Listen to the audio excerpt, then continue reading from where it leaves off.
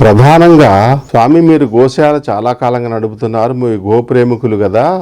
అసలు గోవు యొక్క విశిష్టత ఏంటండి? అది కూడా ఒక పశువులాగా ఒక జంతువే కదా, చతుష్పాద జంతువు కదా. ఆ గోవు గురించి ఎందుకని ఇంత ప్రాధాన్యం హిందూ జైన మతాల్లో, బౌద్ధ మతాల్లో, ముఖ్యంగా హిందూ మతంలో ఎందుకు ఇంత ప్రాధాన్యాన్ని ఇచ్చారు? దాని ఆవశ్యకత ఏంటండి అసలు? గావో విశ్వస్య మాతరః.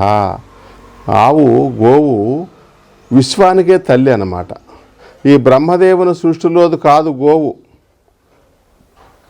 పాల సముద్రంలో కల్పవృక్షము, కామధేనువు, ఐరావతము, లక్ష్మీదేవి, చంద్రుడు, అమృతము, ఆలాహలాదులతో పాటు ఆ సముద్ర మదనం అప్పుడు వచ్చినటువంటిది అనమాట. సురభి అని గోమాత 5 గోమాతలుగా వచ్చాయన్నమాట. వాటికి ఒక నందులు కూడా వచ్చాయన్నమాట. అంచేత తర్వాత ఇంకొక కల్పంలో మతాంతరంలో నైమిషారణ్యంలో 6 నెలలు సత్రయాగ ఫలితంగా ఒక ఆవు, ఒక నంది వచ్చిందని, వాటి దివ్య సంపర్కం వల్ల ఈ భారతీయ గోవు జాతులన్నీ ఉత్పన్నమయ్యాయని చెబుతారు. అంటే ఏంటన్నమాట, వారు యక్ష కిన్నెర కింపురుష సిద్ధ సాధ్య దేవ గంధర్వ నాగ గారుడు గణాలను ఎట్ట మనం నాగు దేవతను ఎట్ట పూజిస్తామో అలా కూడా ఇది ఒక దేవతా గణం అన్నమాట. గోవు దేవత అన్నమాట. ఎందుకని అది ఒక మానవ సంబంధాల ద్వారా, ఏది స్త్రీ పురుష సంయోగం ద్వారా మొదటగా పుట్టింది కాకోకుండా ఒక యజ్ఞం నుంచి కానీ లేదా బ్రహ్మదేవుడి సృష్టితో సంబంధం లేకుండా పాల సముద్రంలో నుంచి వచ్చింది కాబట్టి తర్వాత ఈ ప్రపంచానికి అంతటికి ఏం కావాలి? అన్నంగా ఆహారం కావాలి. దేవతలకు కూడా ఆహారం కావాలి. యజ్ఞంలో హవిస్సు రూపంగా కావాలి. ఆ హవిస్సులకు ప్రధానమైనటువంటి ద్రవ్యం ఏంటి? గోవు యొక్క మయంతో చేసినటువంటి పిడకలు, గోవు యొక్క పాలు, గోవు యొక్క పాలు, పెరుగు, వెన్న నుంచి వచ్చినటువంటి నెయ్యి, ఆ ఘృతంతో కదా ఆహుతి ఇచ్చేది. ఆ గోవు పాలతో కదా ఆ పాయసం తయారు చేసేది. ఆ పాలల్లో వేసేటువంటి పంచదార కానీ బెల్లం కానీ ఆ భూమిలో నుంచి వచ్చే చెరుకు ద్వారానే కదా. ఆ బియ్యం వేస్తే కూడా బియ్యం కూడా పంటల భూమిలో నుంచే కదా. ఆ భూమికి సారం ఇచ్చేది ఏంటి? గోమాత యొక్క ఎరువులు అన్నమాట, వాటి వ్యర్థాల వల్ల. అంచేత ఇప్పుడులాగా రసాయనిక ఎరువులు, పిచికారీ మందులు లేని కాలంలో ఈ గో సంపద ద్వారానే, గోవు నందుల ద్వారా ఆ సేద్యం చేసుకోవటం, గోమయాన్ని తీసుకెళ్ళి వేసుకోవటం, గో పంచితంతో పిచికారీ మందులు తయారు చేసుకోవటం, ఇట్లా ప్రపంచానికి ఆధారభూతమైనటువంటిది కాబట్టి గావో విశ్వస్య మాతరః అన్నామన్నమాట. తర్వాత గోవు ఆక్సిజన్నే పీల్చుకుంటుంది, ఆక్సిజన్నే వదిలేటువంటి ప్రాణి. అది మిగతా ఏ ప్రాణుల్లో లేనటువంటి విశేషం ఉందన్నమాట. ఆ గోవును మనం అంటుకున్నప్పుడు మనలో నుంచి అనేక రకాల దోషాలన్నీ అది పీల్చివేస్తుందని చెబుతారు. ఆ గోపంచితాన్ని అనేక వ్యాధులకు ఉపయోగిస్తారనమాట. మనం చాలామంది సైంటిస్టులు పరిశోధన చేస్తే ప్రపంచంలో ఇప్పుడు దాకా ఉన్నటువంటి అన్ని టానికుల కంటే బలమైనటువంటి పోషకాలు ఆ గో విసర్జనమించినటువంటి గోపంచితంలో ఉన్నాయి. అనేక క్యాన్సర్ వ్యాధికి, ఎయిడ్స్ వ్యాధికి, అనేక రకాల కిడ్నీ ఫెయిల్యూర్ వ్యాధులకి, తీవ్రమైన వ్యాధులకి అసలు ప్రతినిత్యం కూడా ఒక 2 నెలల వరకు తీసుకుని ఒక 10 రోజులు ఆపి మళ్ళీ తీసుకుంటూ ఉంటే రోగం అనేది దరిచేరదు. ముఖ్యంగా బౌద్ధమత సన్యాసులు, బౌద్ధ మతాన్ని అనుసరించేవారు ఎక్కడో పారవేసిన బట్టల్ని పీలికల్ని కుట్టుకుని ధరించటం, ఏ వ్యాధి వచ్చినా గోపంచితాన్ని స్వీకరించి గోమయాన్ని పూసుకుని ఇట్లాంటి వాటి వల్లే వాళ్ళకి ఆరోగ్యాన్ని కలిగించుకునేవాళ్ళు అన్నమాట. ఆ గోవుకి ఏదైతే ఆహారం మనం నివేదన చేశామో, మీకు వివాహం కావట్లేదండి, ఒక 40 రోజులు రోజు ఒక 1/4 కేజీ టమాటా పండ్లు మీ సోపాన శక్తి యథాశక్తి అన్నారు. అన్ని ఉపచారాలు పూజలన్నీ అయిపోయిన తర్వాత ఉపచారాలు చేసేటప్పుడు భక్త్యోపచారాన్, శక్త్యోపచారాన్, రాజోపచారాన్ అంటారు. శక్త్యోపచారాన్ అన్నమాట. ఆ శక్త్యోపచారానికి మనకు 1/2 కేజీ టమాటాలు పెట్టవచ్చు, 10 కేజీలు టమాటాలు పెట్టవచ్చు. దానికి బరువు అవ్వకోకుండా దాన్ని చక్కగా మితాహారంగా దేనికైనా అవసరం కాబట్టి బెల్లం పెడితే ఒక ఫలితం. అరటిపండు పెట్టండి, ఉద్యోగం లేని వాళ్ళకి ఉద్యోగం దొరుకుతుంది.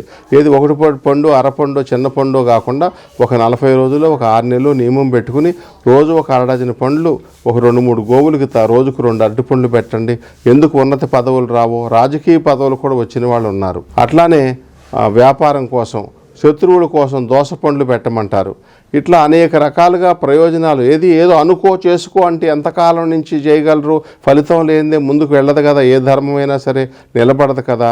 అంచేత గోవుకి పెట్టేదంతా అది తినేటప్పుడు మన తలుచుకుని నెమరు వేసేటప్పుడు ఎవరైతే మనం పెట్టామో వాళ్ళ యొక్క చెడు కర్మలన్నీ అది నెమరు వేసి హరించి వేస్తుందన్నమాట.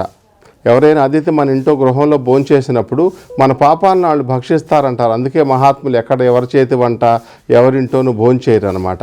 వండే ఆహార సముపార్జన, ఆహారం యొక్క వండటం, జీర్ణం అవ్వటం అంతా కూడా భగవన్నామంతో భగవద్భక్తితో అవ్వటం వల్ల మన మనోబుద్ధులు కూడా ప్రకాశిస్తాయి దైవత్వం వైపు.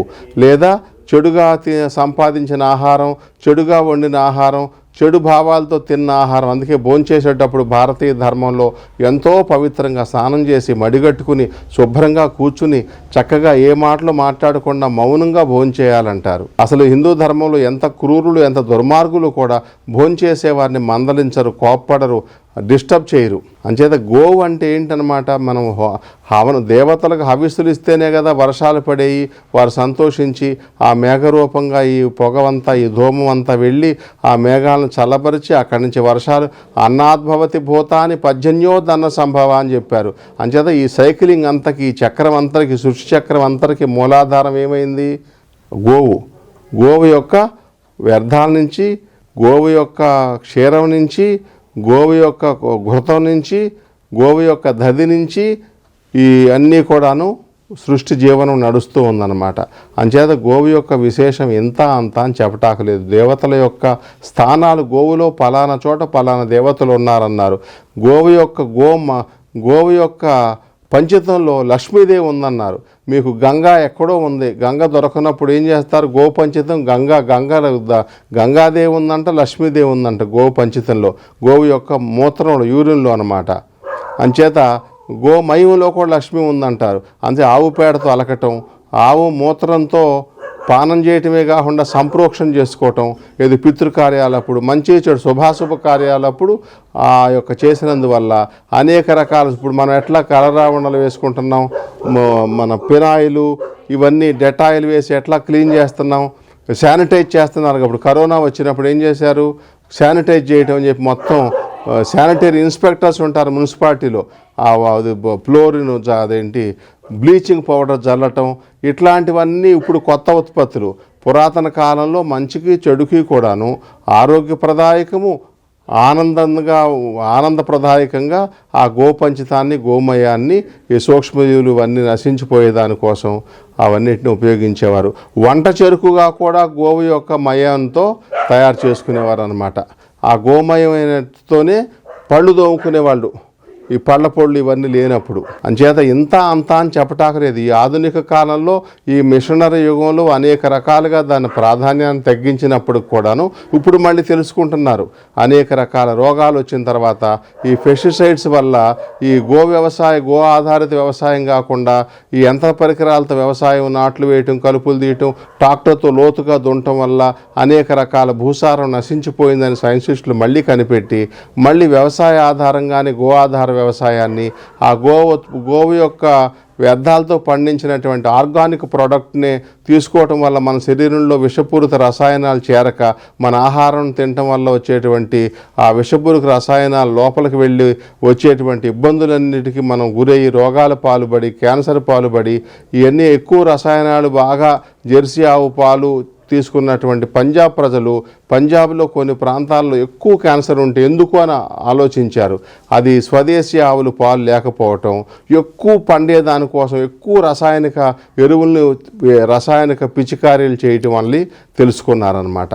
అంచేత గోవు యొక్క గొప్పతనం చెప్పడానికి ఎంతమందికి, ఆదిశేషుడికి కూడా, సహస్ర శిరస్సులు ఉన్నటువంటి ఆదిశేషుడికి కూడా సరిపోదు. మనమెంత. జై శ్రీ కాలభైరవాయ నమః. అందరికీ శుభం కలుగునుగాక.